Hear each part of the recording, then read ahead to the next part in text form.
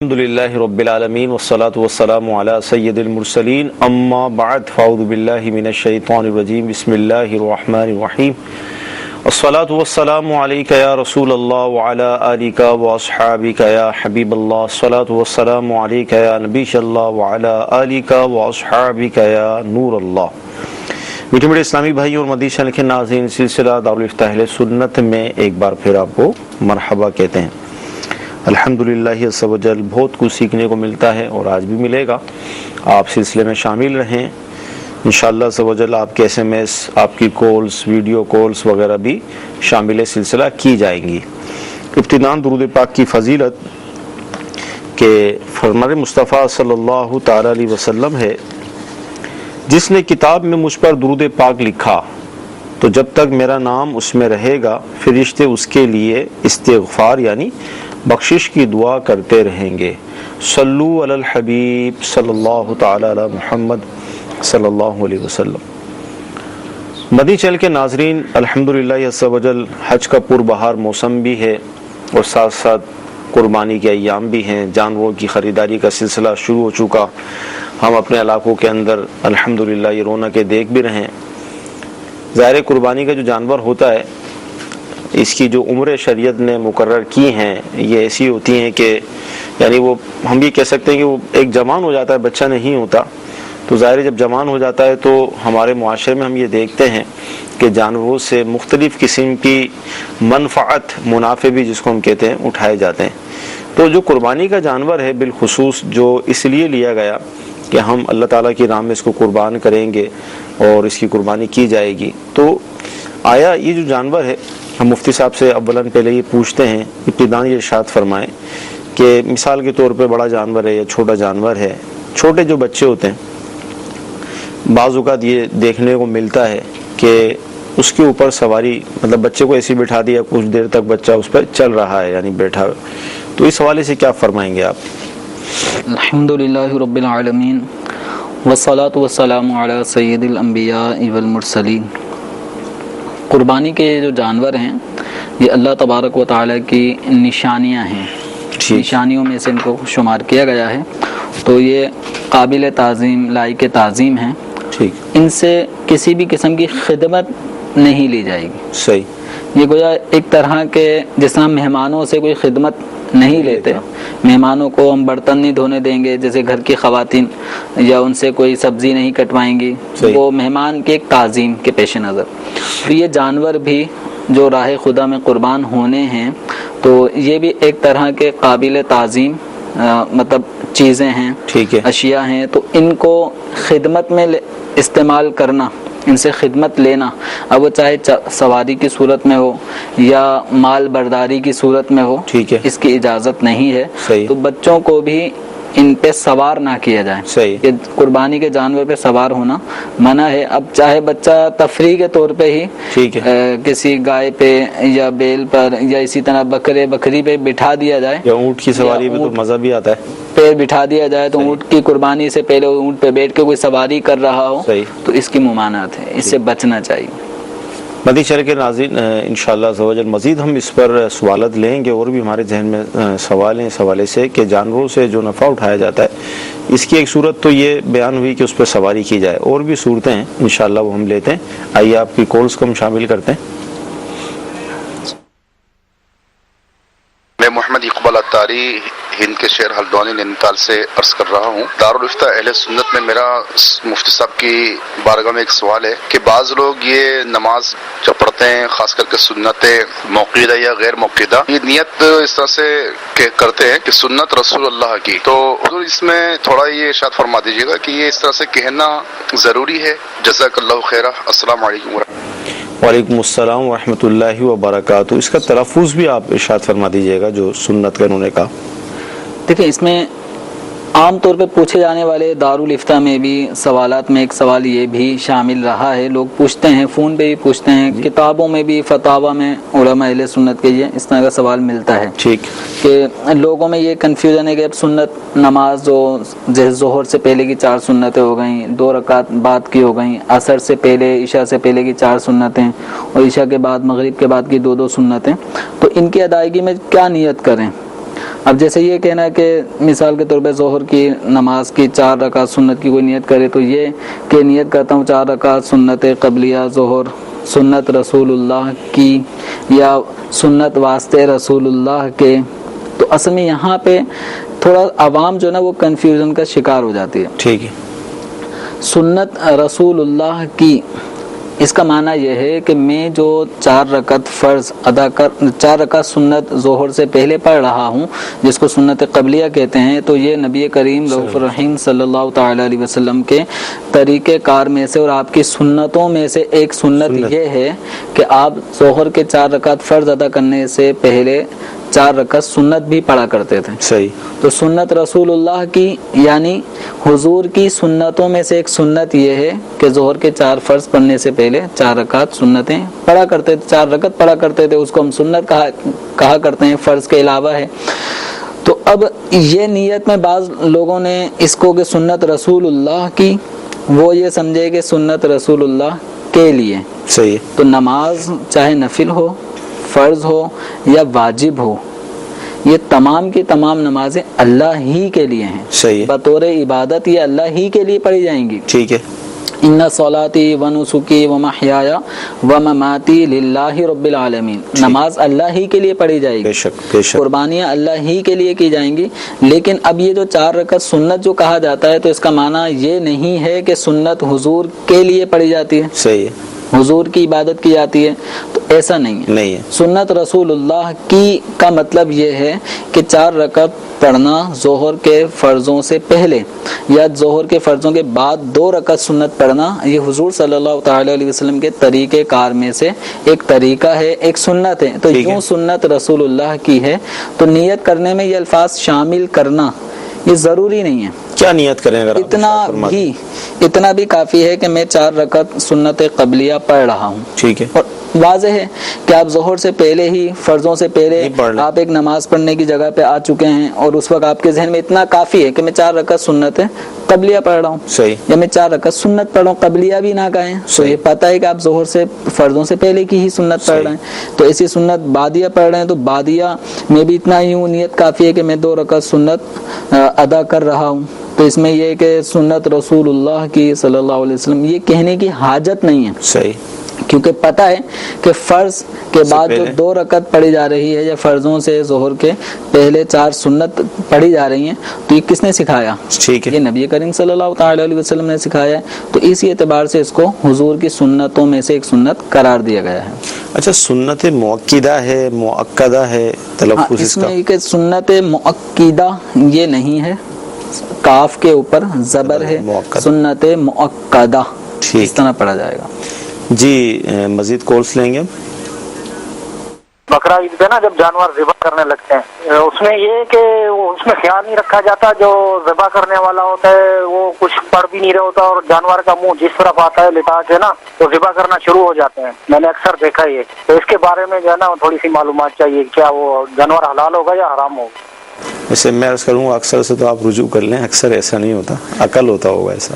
مطلب اس میں کہ اس طرح کے مشاہدات جس طرح ہو رہے ہیں تو چونکہ علم کی کمی ہے، صحیح بات، بہت ساری چیزوں میں سنتوں کا لحاظ نہیں رکھا جاتا، مستحبات کا لحاظ نہیں رکھا جاتا. تو جانور کو جب ذبح کیا جا رہا ہو تو جانور کا جو چہرہ ہے، جو اس کا سینہ ہے، جس کو ہم کہیں گے دوسرے لفظ میں اس کا رخ، وہ قبلے کی طرف ہونا چاہیے.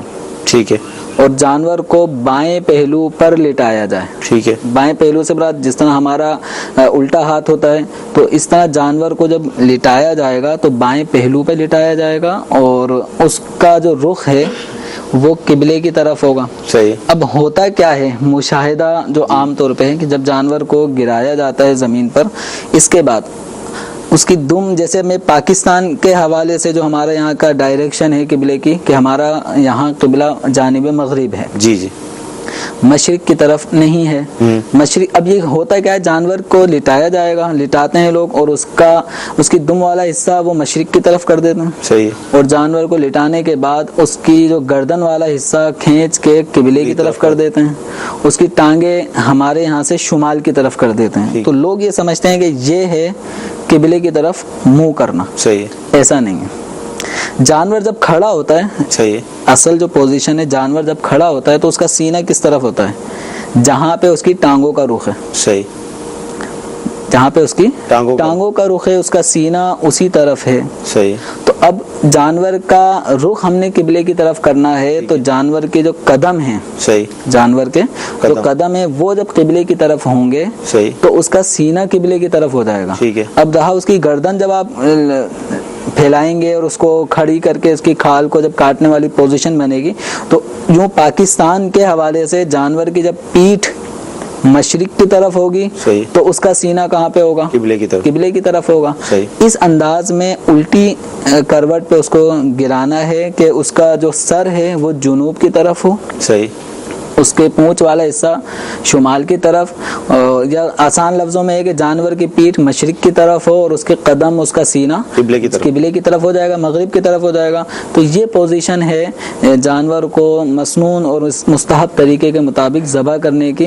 اب یہ ہے کہ کوئی پڑھتے نہیں ہیں تو بسا اوقات نہیں پڑھنا آتی لوگوں کے پاس، دعائیں عام طور پہ پرچہ قربانی کے وقت غائب ہو جاتا ہے، وہ ملتا نہیں ہے. تو امیر اہل سنت دامت برکاتہم العالیہ کا جو رسالہ ہے ابلغ گھوڑے سوار، صحیح، تو اس کے اندر یہ دعا بھی مذکور ہے. صحیح. تو انہوں نے سائل نے گویا توجہ دلانا چاہیے کہ جب قربانی ہو رہی ہے تو کچھ دعاؤں کا بھی اہتمام ہونا چاہیے. تو جو قربانی کر رہا ہے، جس کی طرف سے قربانی کی جا رہی ہے، تو اس کے لیے کچھ دعائیں پڑھنا مستحب ہے، بہتر ہے. تو اس دعاؤں کو وہ پڑھے. یہ ابلغ گھوڑے سوار رسالے کے اندر کیا پڑھے؟ کم از کم کیا اتنا تو پڑھے. اب اتنا تو ہے، جو ذبح کرنے والا ہے نا، جی، اس کے لیے اتنا پڑھنا تو ضروری ہے. بسم اللہ واللہ اکبر. ٹھیک ہے.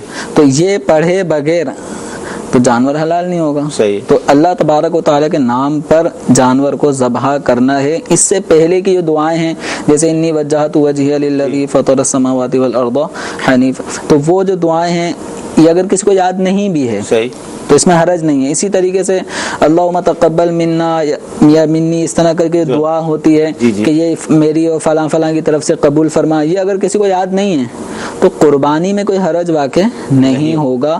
بس اتنا تعین ضروری ہے کہ یہ جو جانور ذبح ہو رہا ہے، کس کی طرف، یہ کس کی طرف سے ہو رہا ہے. ٹھیک، اس کا تعین ضروری ہے. جی مزید انشاءاللہ تعالی ہم اس پر گفتگو کر رہے ہیں. آئیے آپ کی ویڈیو ہم سوال لیتے ہیں. آپ سے ایک سوال ہے، وک لگانے کی شرعی حیثیت کیا ہے؟ جی وک لگانے کی شرعی حیثیت بتائیں. دیکھیں، وگ جیسے انسانی بالوں کی وگ، جی، وہ لگانا جائز نہیں ہے. ٹھیک ہے. چاہے وہ مرد لگائے یا عورت لگائے، یا خواتین جیسے اپنے بال ان کے کم ہوتے ہیں یا باریک بال ہوتے ہیں تو چٹیا بہت باریک سی بن جاتی ہے، تو اس کو گھنا ظاہر کرنے کے لیے پھر وہ اس طرح وگ کا استعمال کرتی ہیں.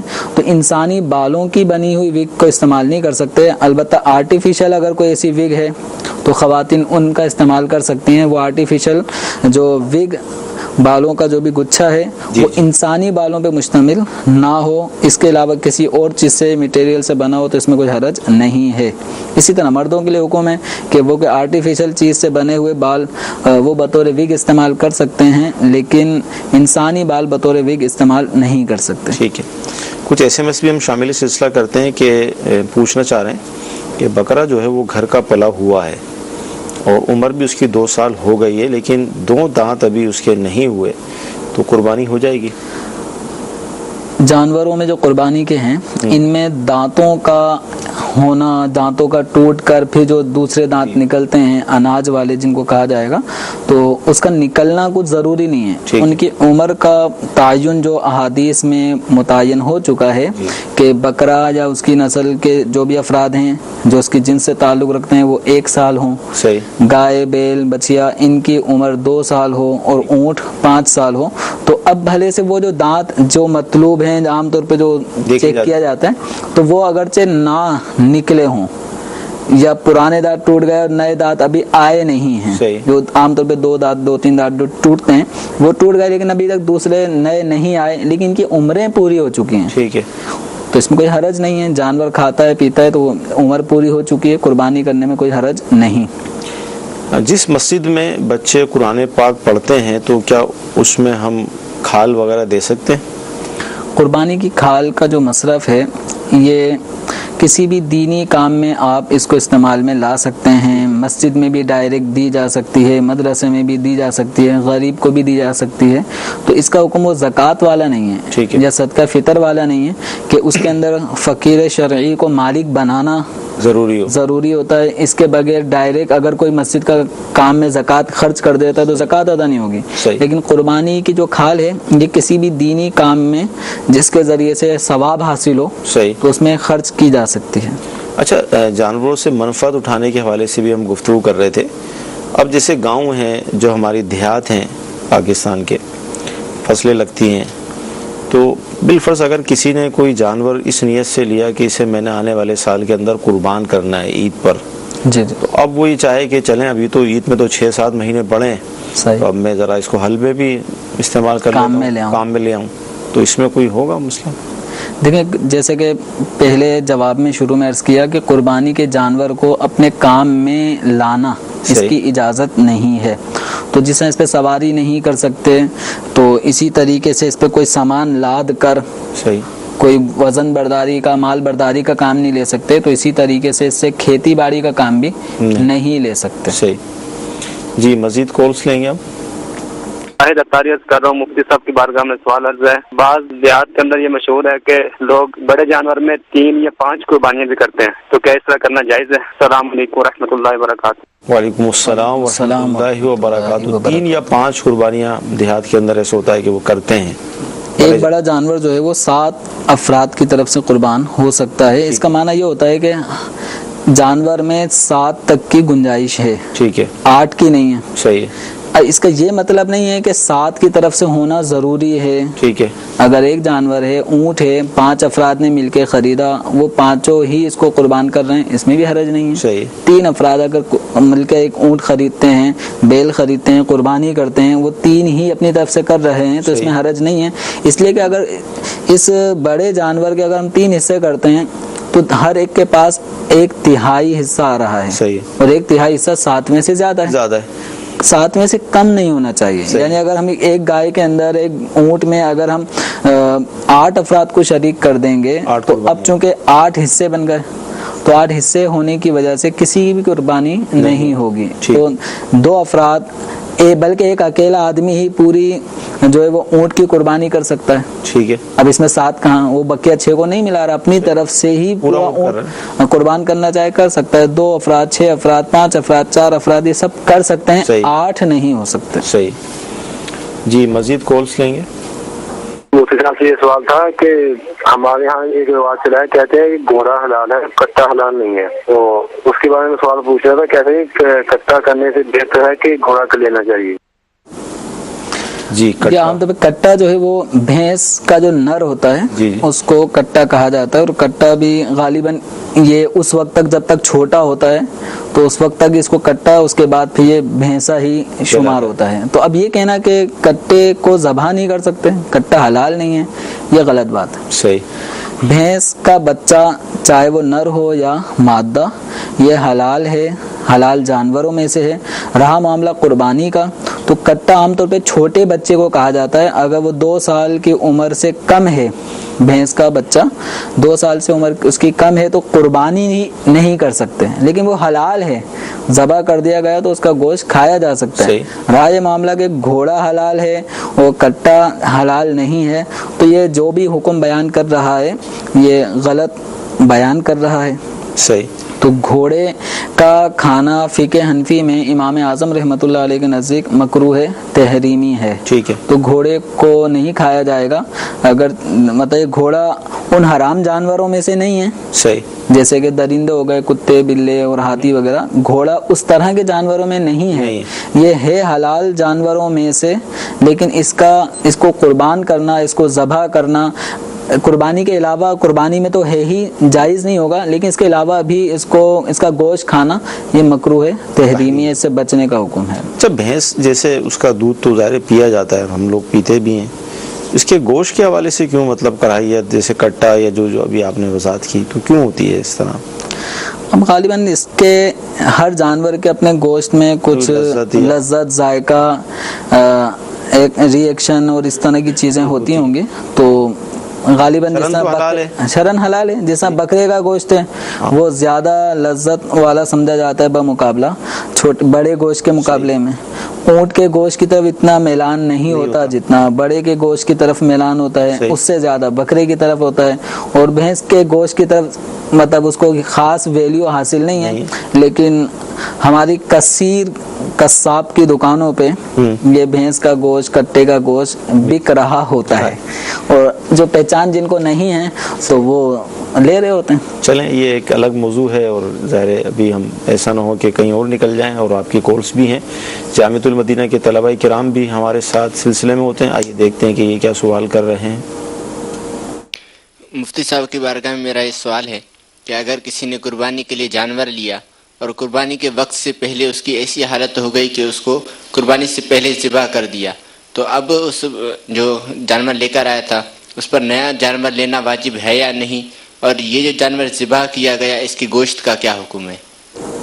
جی کیا فرما رہے ہیں؟ دیکھیں اس صورت میں یہ ہے کہ جانور اگر بیمار ہو گیا، اور ایسا بیمار کہ جو قربانی جس بیمار جانور کی شریعت نے ناجائز قرار دی ہے، اب وہ درجے کا بیمار ہو گیا جس کو قریب المرگ سمجھو کہا جا سکے، تو ایسی صورت میں اب اس جانور کو ایسی حالت میں ہی چھوڑ دیں کہ مر رہا ہے تو مر جائے، تو یہ ایک مال ضائع ہو رہا ہے. ٹھیک ہے، اسراف کی صورت بن جائے گی. تو اب اس کو مرنے سے پہلے اس کو ذبح کیا جا سکتا ہے، کرنا چاہیے. ذبح کر دیا. اب سوال ان کا یہ کہ کیا اب نیا جانور کیا قربانی کے لیے لایا جائے گا؟ تو اگر یہ آدمی شریف فقیر تھا جس کے اوپر قربانی واجب نہیں تھی، محبت ذوق شوق سے اس نے ایک جانور خریدا تھا، لیکن قربانی سے پہلے ہی اس کی حالت مرنے جیسی ہوئی تو اس نے ذبح کر دیا، تو اب اس جانور کو یہ صدقہ کر دے گا، اس کا گوشت صدقہ کرے گا، اس کے گوشت کو استعمال میں نہیں لائے گا، اور اس کے اوپر نیا جانور واجب نہیں. کیونکہ غریب فقیر شریف فقیر جب کوئی جانور خریدتا ہے تو اس پر اسی جانور کی قربانی لازم ہوتی ہے. اگر وہ قربانی کر لے تو اس کا جو واجب اس نے اپنے ذمے لیا وہ ادا ہو جاتا ہے، اور اگر وہ واجب ادا نہیں کر پا رہا، جیسے کہ یہ کنڈیشن کے قربانی کے دنوں سے پہلے اگر کسی نے جانور ذبح کر دیا تو وہ قربانی نہیں کہلاتی. ٹھیک ہے. شریف فقیر پہ چونکہ قربانی واجب نہیں تھی تو مزید کوئی نیا جانور لانا اس کے ذمہ لازم نہیں. اگر یہ غنی تھا جس نے جانور خریدا تھا اور اس کا جانور قریب المرگ ہونے کی صورت میں ذبح کر دیا گیا، تو غنی اس کے بعد بھی اگر وہ غنی ہے، یعنی جانور لانے کے بعد بھی اس کے بعد اتنا مال ہے جو صاحب نصاب حاجت اصلیہ سے زائد ہے، قرض وغیرہ سے فارغ ہے، گویا قربانی کے وجوب کی شرائط اب بھی پائے جا رہے ہیں، تو اس کو قربانی کا جانور نیا لانا ہوگا. اور قربانی کا جانور لائے یا حصہ ڈالے تو اس کو یہ کرنا ہوگا. ٹھیک ہے جی. ویڈیو سوال دیجیے. مفتیان اکرام سے میرا سوال ہے کہ کمرشل جگہوں پر گھریلو بجلی کا استعمال کیسا ہے؟ جی کیا فرماتے ہیں؟ دیکھیں قانون جب بنا ہے کہ کمرشل یوز جو دکانیں مارکیٹ وغیرہ ایریاز ہوتے ہیں تو ان میں جو بجلی دی جاتی ہے تو یہ کمرشل اس کا ایک بل ہوتا ہے جو عام طور پہ رہائشی گھروں میں جو بجلی فراہم کی جاتی ہے اس کے مقابلے میں اس کا ریٹ زیادہ ہوتا ہے، اس کا یونٹ غالباً ڈبل ہوگا یا زیادہ ہوتا ہے. تو اب یہ کمرشل استعمال میں بجلی کا بل یہ بجلی یوز کر رہے ہیں گھر کی کنڈا تار ڈال کے، اور استعمال کمرشل کوئی کمپنی لگائی ہوئی ہے، کوئی مل کھولی ہوئی ہے، فیکٹری لگائی ہوئی ہے، تو ایسی صورت میں یہ غیر قانونی طریقہ ہے، اس کی اجازت نہیں ہے، ناجائز طریقہ ہے. ٹھیک جی. مزید کالس لیں گے ہم. میرا یہ سوال ہے، یہ قربانی کے حوالے سے بتاتے ہیں کہ 52 تولہ چاندی اور 7.5 تولہ سونا. اب یہ ہے کہ 52 تولہ چاندی پہ ہو جاتی ہے قربانی اور 7.5 تولہ پہ قربانی ہوتی ہے، تو یہ 7.5 تولہ تو تقریباً 52 تولہ چاندی سے کافی زیادہ ہے. اس کی مجھے یہ بتا دیں کہ یہ کس طرح سے کیا ہے. نصاب بھی بتا دیجیے گا فی آج کل کیا چل رہا ہے. اس وقت تقریباً یہ 39,000 روپے تک یہ چاندی کا نصاب بن رہا ہے، جس میں 52.5 تولہ، یہ 52 تولہ فرما رہے تھے. جی تو 52 تولہ نہیں ہے، 52.5 تولہ. 52 تولہ میں مزید آدھے تولے کا اضافہ ہوگا تو یہ چاندی کا نصاب ہے. ٹھیک ہے. اور سونے کا نصاب ہے 7.5 تولہ سونا. تو اب یہ جو ان کے ذہن سوال سے لگ رہا ہے، کنفیوژن یہ ہے کہ مثال کے طور پہ 39,000 میں تو 52.5 تولہ چاندی آ جاتی ہے. صحیح. اور ادھر 1 تولہ 50,000 کے قریب ہے. جی. تو 7.5 ہونے کے اندر تو تقریباً جائے گا 3.5 لاکھ جی جی یا اتنا مطلب قیمت بڑھ جاتی ہے. تو یہ کہاں 40 میں لازم ہو رہی ہے, کہیں سونے کا نصاب دیکھیں تو وہ 3.5 لاکھ تک پہنچ رہا ہے. تو دیکھیں اصل یہ ہے نبی کریم رؤوف رحیم صلی اللہ تعالی علیہ وآلہ وسلم کے دور میں جو ایک مالیت مقرر ہوئی جی جی تو اس مالیت میں جو 200 درہم, صحیح 200 درہم اس زمانے میں درہم چلتے تھے, دینار چلتے تھے, تو 200 درہم کی مالیت اتنی تھی, ویلیو اتنی تھی جتنی 7.5 تولے سونے کا جو دینار جو وزن بنا 7.5 تولہ, تو یہ 20 دینار کا وزن بنا, 20 دینار. تو گویا ایک دینار یہ 10 درہم کے برابر ویلیو رکھتا تھا. تو یعنی 200 درہم دے کر جتنی چیز خریدی جا سکتی تھی اس زمانے رسالت میں 20 دینار دے کر اتنی مالیت کی چیز لی جا سکتی. صحیح. تو آپ صلی اللہ تعالی علیہ وسلم کی طرف سے یہ 20 دینار جس کا وزن 7.5 تولہ سونا بنتا ہے, صحیح, اور ایسے 200 درہم چاندی جس کا وزن 52.5 تولہ چاندی بنتا ہے. تو یہ وزن اپنی جگہ مقرر ہو گئے. صحیح. اب یہ ہے کہ ویلیو اپ ڈاؤن جو ہوئی تو سونا آگے نکل گیا, چاندی پیچھے رہ گئی. تو اب اس قیمت کے ڈفرنس کا اعتبار نہیں کیا جائے گا. جو نصاب مقرر ہو چکا, اب کسی کے پاس 52.5 تولہ چاندی کے حوالے سے اگر مالیت موجود ہے, روپے پیسے وغیرہ موجود ہیں, اب اس طرح ڈفرنس کو کوئی یہ نہیں کہے گا کہ اب تک 3.5 لاکھ روپے نہیں ہو اس وقت تک قربانی واجب نہ ہو, ایسا نہیں ہے. سونے یا چاندی میں سے کسی بھی ایک چیز کا نصاب بن جاتا ہے یا اتنے روپے پیسے آ جاتے ہیں جو دونوں میں سے کسی ایک نصاب کو پورا کر دیتے ہیں, اور وہ قرض وغیرہ حاجت اصلیہ کے اشیاء سے فارغ ہوں, زائد ہوں, تو اس کے اوپر قربانی واجب ہو جائے گی. ٹھیک ہے. اچھا, جانوروں کی منفعت بھی ہم نے موضوع لیا ہے. اب جیسے بکری ہے یا گائے ہے, ظاہر بعض اوقات دودھ جو ہے ان کے تھنوں کے اندر بھر جاتا ہے, اور اگر ان کو نکالا نہ جائے تو شاید تکلیف کا بھی معاملہ ہوتا ہوگا. تو اب کیا کریں, اس دودھ کو نکال کر پی لیں, بچوں کو پلا دیں, کیا کریں؟ نہیں نکالیں گے تو جانور تکلیف میں آئے گا. اس میں ایک صورت فقہاء کرام نے یہ بیان کی ہے, اگر اس سے جانور کو کوئی فاقہ ہو جائے تو وہ کیا جائے کہ اس پہ ٹھنڈا پانی چھڑکا جائے. اچھا. اب یہ جانور کے اندر یہ جو دودھ دہنے والے افراد ہیں جو گوالے وغیرہ ہوتے ہیں, جی جی, تو یا جن کے گھروں میں بکریاں جانور ہیں, تو ان کو آئیڈیا ہوگا کہ کبھی کبھی جانور دودھ اوپر چڑھا لیتا ہے. ان کی زبان سے سننے کو بھی ملا کہ جانور دودھ اوپر چڑھا لیتا ہے. صحیح. وہ بندہ کوشش کرتا رہے, دودھ نہیں نکلتا. تو اب یہ ٹھنڈا پانی چھڑکنے سے یہ دودھ ریٹرن کوئی صورت قدرتی نظام ہوگا تو وہ طریقے کو اختیار کریں. اگر اس سے بھی کچھ نہیں ہو رہا تو اب اس کا دودھ نکال دیں. نکالنے کے بعد اپنے استعمال میں نہیں لانا, صحیح, یہ کسی غریب کو صدقہ کر دیں. کہ جانور کے جسم کے بال جیسے کہ دمبے بھیڑ وغیرہ کے بال ہوتے ہیں, ان کو یا اس کے دودھ کو, اس طرح کی چیزوں کو اپنے استعمال میں جب تک قربانی نہ ہو جائے نہیں لا سکتا. اس وقت تک, اس سے پہلے ان چیزوں کو اپنے استعمال میں نہیں لا سکتا. اگر اس دودھ نکال لیا گیا ہے تو اس کو صدقہ کرنا ہوگا. اگر کسی نے پی لیا تو جتنی اس کی قیمت بنتی ہے اتنی قیمت صدقہ کرنی ہوگی. مدی چل کے ناظرین, آپ یقیناً آپ کو اندازہ ہو رہا ہوگا کہ بظاہر یہ چھوٹی چھوٹی باتیں لگتی ہیں ہمیں جانور سے فائدہ اٹھانے کے حوالے سے, لیکن آپ شرعی لحاظ سے اگر آپ دیکھیں تو اس کی اہمیت کس قدر ہے. یعنی بکری کا دودھ اس کے تھنوں میں آ گیا, اولا تو یہ بات کی جا رہی ہے کہ کوئی ایسی ترکیب کی جائے کہ یہ لوٹ جائے دوبارہ, لیکن اگر آپ نے بالفرض اس کو مرض سے بچانے کے لیے, تکلیف سے بچانے کے لیے نکال لیے, تو اب آپ خود نہیں پی سکتے, کسی شرعی فقیر کو پلانا پڑے گا. تو آپ اندازہ کیجئے کہ کس قدر یہ احکام میں سیکھنے کی باتیں ہیں, لیکن کتنوں کو معلوم ہے. تو الحمدللہ کوشش کی جا رہی ہے, اللہ تعالی ہمیں علم دین حاصل کرنے کی مزید توفیق عطا فرمائے. جی, مزید کالس لیں گے ہم. اسلامی بہن نے 40 سال سے 15 تولے سونے کی زکوٰۃ ادا نہیں کی, وہ کس طرح زکوٰۃ ادا کرے, اس کے بارے میں آپ شرعی رہنمائی فرما دیجیے گا. 40 سال کیا فرماتے ہیں؟ 40 سال 15 تولہ سونا, 15 تولہ سونا 40 سال. جی, غالباً 2000 کے کچھ اوائل میں سونے کی قیمت کوئی 5000 روپے تولہ, کچھ جو مجھے یاد پڑ رہا ہے. جی جی.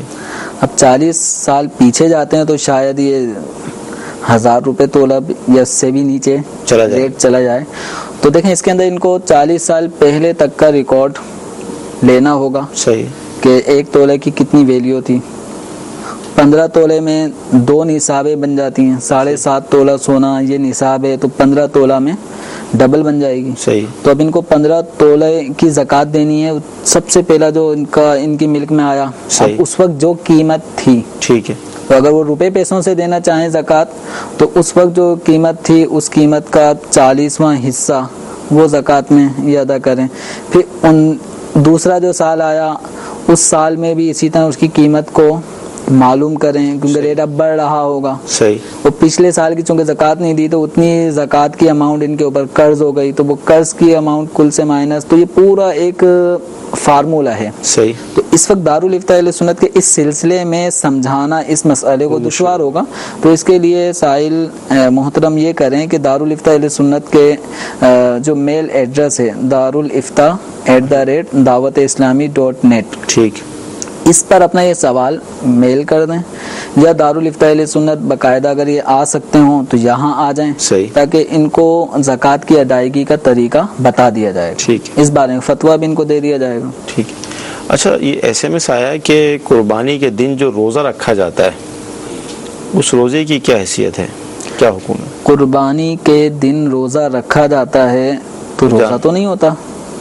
ایام قربانی جو ہیں 10 ذی الحجہ, 11, 12 ذی الحجہ, حتیٰ کہ 13 تاریخ بھی ذی الحجہ کی, یہ 4 دن لگاتار ایسے ہیں جن میں روزہ رکھنا جائز ہی نہیں ہے. ٹھیک ہے. ہاں, عوام روزہ شاید جس کو کہیں کہ کہتی ہیں کہ جو جس کے اوپر قربانی واجب تھی تو وہ صبح اٹھا نہار منہ رہے, صحیح, جب تک وہ کچھ کھائے نہیں پیے نہیں, جب تک اس کے جانور کی قربانی نہ ہو جائے, پھر اس کا جو سالن پکے, کھانا پکے, کلیجی کو خاص اہمیت حاصل ہوتی ہے ایسے موقع پہ, تو جب تک وہ نہیں کھائے گا اس سے روزہ کھولنا ہے, تو یہ روزہ ہے نہیں. صحیح. اس کو روزے سے تعبیر بھی نہیں کیا جائے. صحیح. کیونکہ روزہ ہمارے عرف میں ایک مخصوص اس کو کہا جاتا ہے کہ اللہ تبارک و تعالیٰ کی رضا کے لیے کھانے پینے اور ازدواجی معاملات سے بچنے کا نام. صحیح. یہ ہے روزہ. تو اس طرح تو کوئی بھی روزہ نہیں ہے. صحیح. ہاں, یہ ہے کہ ایسے شخص کے لیے مستحب یہ ہے, بہتر یہ ہے کہ جب کھانے پینے کا مرحلہ آئے, کھانے کی کوئی چیز, تو سب سے پہلے اپنی قربانی کے جانور کا جو بھی چیز ہے اس سے ابتدا کریں. صحیح. لیکن اگر وہ چائے پراٹھے سے ناشتہ کر لیتا ہے, کچھ بھی ناشتے میں کوئی چیز کھا لیتا ہے, تو اس کو یہ نہیں کہیں گے روزہ توڑ دیا, روزہ تھا ہی نہیں جو توڑا جائے. صحیح ہے. تو کھانا بھی جائز ہے. بہتر ہے کہ قربانی کے گوشت سے ابتدا کریں. جی, بہت پیارا جواب ارشاد فرمایا کہ ہمارے یہاں بعض چیزوں کے مختلف نام رکھ دیے جاتے ہیں. جس طرح بقرہ عید کے اندر جو قربانی کرتا ہے تو وہ اپنے اسی جانور سے جو ذبح کیا گیا اس کے گوشت یا کلیجی سے ابتدا کرتا ہے تو اس کو بھی روزے کا نام دیا جاتا ہے. تو یہ روزہ نہیں ہے, اس کو روزہ نہ کہا جائے. ورنہ جس طرح بھی SMS آیا تو لوگ یہی سمجھتے ہیں کہ روزہ ہے, اور پھر وہ 12 بجے گویا کہ افطار کر لیتے ہیں. تو 12 بجے افطار کہاں ہوتا ہے؟ افطار تو سورج غروب ہوگا اسی وقت. یہ دن تو ویسے بھی ان دنوں میں تو روزہ رکھنا شرعاً حرام. جب روزہ جائز نہیں ہے تو اپنے آپ کو روزے دار جیسا سمجھنا یہ کہاں سے جائز ہوگا؟ ٹھیک ہے جی, مزید کال. آپ سے محمد رمضان بات کر رہا ہوں ضلع خوشاب سے. پہلا سوال ہے جی کہ ہمارے ہاں جو ہوتے ہیں جی جانور, ان کے فلیش کی جو سینگ ہوتے ہیں وہ جلا دیے جاتے ہیں, ختم کر دیے جاتے ہیں, کیا وہ قربانی کے لیے جائز ہے جب جوان ہو جائے؟ اور دوسرا سوال یہ ہے کہ ہمارے یہاں 3 سے کی جاتے ہیں گوشت کے, وہ اپنی جو بیٹی ہے ان کو دی جاتی ہے, کیا یہ جائز ہے؟ سمجھ میں آیا کیا فرمایا؟ پہلا سوال کوئی سینگوں کے حوالے سے انہوں نے کیا گیا ہے کہ سینگ جلا دیتے ہیں. تو دیکھیں, سینگوں کا ایک جب قربانی ہو چکی ہے تو اب اس سینگوں کا اگر کوئی استعمال ہے تو اس کو اس استعمال میں لایا جائے. جو کوئی مسلمان اس کو استعمال میں لا سکتا ہے. پہلے زمانے میں یہ جو سینگیں ہوتی تھیں یہ بچپن میں بتا رہے ہیں نکال کے جلا دیتے ہیں اس کو نا, سینگ کو نکال کے اس کا اوپر کا حصہ سینگ والا جلا دیتے ہیں, لیکن وہ جب جوان ہوتا ہے تو نارمل ہو جاتا ہے. مطلب وہ سینگیں گویا نکال دی ہیں. اب جب وہ جوان ہو گیا تو اس صورت میں اب وہ بغیر سینگ والے جانور کی طرح نظر آتا ہے. تو شرعی حوالے سے اس میں کوئی حرج نہیں ہے, ٹھیک کر سکتے ہیں. گوشت کے 3 اور گوشت کے جو 3 حصے پھر وہ بیٹیوں کو دیے جاتے ہیں. تو قربانی کا جو جانور ہے جو آپ نے کیا ہے اس کے مستحب 3 حصے کریں, ایک حصہ غریبوں کو, ایک دوستوں احباب کو, ایک اپنے گھر والوں کے لیے. تو اپنی بیٹیوں کو اگر آپ ایک حصہ پہنچا دیتے ہیں صحیح, تو شرعاً یہ بھی جائز ہے, اس کو ناجائز یا کوئی غیر شرعی معاملہ نہیں ہے. اچھا, قربانی کا جو گوشت ہے SMS یہ آیا ہے کہ اگر کسی کو پسند نہ ہو تو کیا یہ گناہ ہوگا؟ گناہ کی بات تو نہیں ہے, کیونکہ یہ بھی ایک کانسیپٹ ہے, تھوڑا بہت ہوگا یا زیادہ ہوگا واللہ علم, کہ یار اس کی وہ لذت نہیں ہوتی جو عام دنوں میں گوشت ملتا ہے؟ دیکھیں طبیعتوں کا معاملہ ہے. صحیح. مثال کے طور پہ اصلی گھی اور جو نقلی گھی جو اس وقت عام معروف ہے. صحیح. تو اصلی گھی کا مقابلہ تو کوئی نقلی جعلی گھی نہیں کر سکتا. لیکن جس کو جعلی گھی ہی لگا ہوا ہے بچپن سے, ٹھیک, اصلی گھی کا اگر کوئی کھانا اس کو دیا جائے, کوئی مٹھائی بنی ہوئی دی جائے, تو اس کا معدے میں پرابلم ہو جاتی ہے, ٹھیک ہے, عادی نہیں ہوتا. تو اسی طرح پورے سال ہم جو بھی جانور کا گوشت حاصل کرتے ہیں, حلال جانوروں کا کھاتے ہیں, تو اب وہ کس نوعیت کا ہوتا ہے, کتنے گھنٹوں پرانا وہ ذبح شدہ, پھر وہ کمیلے سے چلا اور پھر بازار میں آیا, اس کی عمر بھی کتنی, کیا عمر کتنی. اب یہاں جو جانور ہے وہ لازمی بات ہے, یہ عمدہ جانوروں کو شریعت نے جو مدت مقرر کی ہے, 2 سال بڑے جانور کے لیے, گائے وغیرہ کے لیے, اونٹ کے لیے 5 سال, بکری اس کے لیے 1 سال, تو یہ ان کی ایسی بھرپور گویا جوانی والی عمر ہے. صحیح. اور تر و تازہ ہوتے ہیں, ان کا گوشت بھی تر و تازہ ہوتا ہے. تو اب ایسے موقع پہ چونکہ ایسا گوشت عام طور پہ ہمیں مارکیٹ سے ملتا نہیں, اب یہ گویا وہ اصلی گھی اور جعلی گھی والا معاملہ ہے. صحیح بات. تو اب ہمیں یہ کہ ٹیسٹ نہیں آ رہا, تو اصل میں ہمیں اچھے گوشت کھانے کا کبھی عادت پڑی نہیں ہے, اس لیے ہمیں اچھے گوشت کی کا لذت, اس کا ذائقہ وہ محسوس نہیں ہو رہا. ویسے گناہ تو نہیں ہے, اس کو گناہ نہیں کہیں گے. رہا ایک طبیعت کا ایک معاملہ ہوتا ہے, تو اگر کسی کو طبعی اعتبار سے پسند نہیں آ رہا, اب جیسے اونٹ کا گوشت ہے, طبی حوالے سے ہماری میجورٹی عوام کی ایسی ہے جو نہیں کھاتی, تب ان میلان نہیں ہے اس کی طرف, تو اس کو یہ نہیں کہیں گے کہ گناہ گار ہیں. حالانکہ نبی کریم صلی اللہ تعالی علیہ وسلم, صحابہ, ان کے جو استعمال میں اونٹ کا گوشت زیادہ رہا کرتا تھا. اہل عرب اونٹ نہر کر دیا کرتے تھے, بکری ذبح کر دیا کرتے تھے دعوتوں میں, اس طرح کے معاملات میں.